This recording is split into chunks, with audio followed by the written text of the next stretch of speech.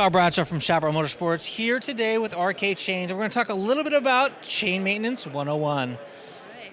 So as far as chains go, people have chains on their motorcycles, and we're typically supposed to check them and lube them every 3,000 miles or less, basically every fuel fill-up or two. What are some basics you can give us about chains that people really should look at? One of the unknown parts about it is with RK chain, the rivet stakes are going to be square. Quad stakes will be square, but when a chain's internal components start to wear down, these pins will actually turn and the points will start facing up. So it means that the internal components are starting to wear, and you should probably think about replacing your chain pretty quick. Now, what's another sign? Like if somebody was to look at their chain, how could they physically touch it and move it and know that it needs to be replaced? When it starts pulling away from the sprocket, that's a sign that elongation has occurred, and they should probably think about replacing it.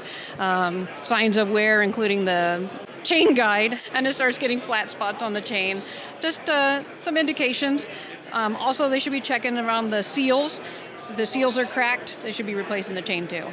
Perfect. So a chain is a wear item that you probably should take a look at and make sure it's safe and sound before you go riding your motorcycle on that pre-trip inspection. Now, a key way, again, like she said, is to go ahead and take your chain and lift it. If it can lift up and you can see space under there, then your chain probably is in need of repair. Or an adjustment. So they can adjust their chain blocks, the axle blocks, and that's what it should be doing. But you shouldn't be able to pull it off. The sprocket. Yeah.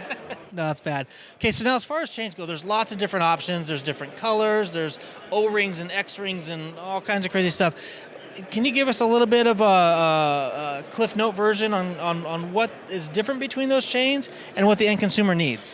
Well, just think about the sealed chains. There's RX rings, there's XW rings, and each seal will have different lubrication pockets, which then keep the lubrication in, keeps the chain cooler. What a lot of people don't realize is that when you have a heavy-duty chain with no seals, the chain, as they're in their race or they're riding, will physically actually expand just through the heat process. So when you have a sealed chain, you're getting consistent horsepower delivery from the start of a race to an end of a race, while a heavy-duty chain will actually start to heat up, expand, and create its own friction. So sealed chains are really the way to go if you want that consistent horsepower delivery.